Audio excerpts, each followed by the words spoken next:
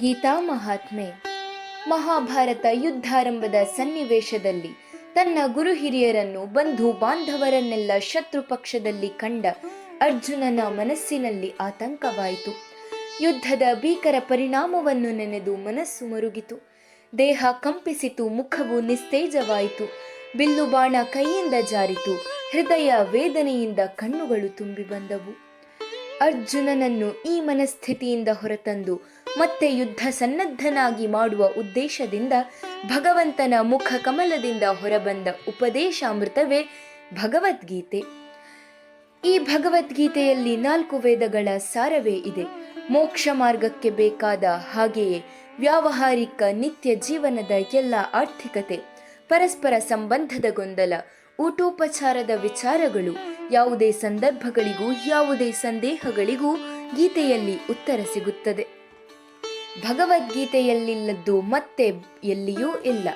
ಇದನ್ನೇ ಕೃಷ್ಣ 7ನೇ ಅಧ್ಯಾಯದ 2ನೇ ಶ್ಲೋಕದಲ್ಲಿ ಜ್ಞಾನಂ ತೇಹಂ ಸವಿಜ್ಞಾನಂ ಇದಂ ವಕ್ಷ್ಯಾಮ್ಯಶೇಷತಃ ಯಜ್ಞಾತ್ವಾ ನೇಹ ಭೂಯೋನ್ಯತ್ ಜ್ಞಾತವ್ಯಮವಶಿಷ್ಯತೆ. ಯಾವುದನ್ನು ತಿಳಿದ ನಂತರ ಜಗತ್ತಿನಲ್ಲಿ ಮತ್ತೆ ಬೇರೆ ಏನನ್ನು ತಿಳಿಯಬೇಕಾದುದಿಲ್ಲವೋ ಅಂತಹ ವಿಜ್ಞಾನ ಸಹಿತವಾದ ತತ್ವಜ್ಞಾನವನ್ನು ನಿನಗೆ ಸಂಪೂರ್ಣವಾಗಿ ಹೇಳುತ್ತೇನೆ ಎಂದು ಹೇಳಿದ್ದಾನೆ. ಭಗವಂತನು ತಿಳಿಸಿದ ಈ ಜ್ಞಾನ ಸಿದ್ಧಿಗಾಗಿ ಸಾವಿರಾರು ಮನುಷ್ಯರಲ್ಲಿ ಎಲ್ಲೋ ಒಬ್ಬಿಬ್ಬರು ಪ್ರಯತ್ನಿಸುತ್ತಾರೆ. ಹೀಗೆ ಪ್ರಯತ್ನಿಸುವವರಲ್ಲೂ ಎಲ್ಲೋ ಒಬ್ಬನು ಯಥಾವತ್ತಾಗಿ ಪರಮಾತ್ಮನನ್ನು ತಿಳಿದುಕೊಳ್ಳುತ್ತಾನೆ. ಹೀಗೆ ಇದನ್ನು ನಾವು ಅರ್ಥೈಸಿಕೊಂಡು ಅಳವಡಿಸಿಕೊಳ್ಳಬೇಕು.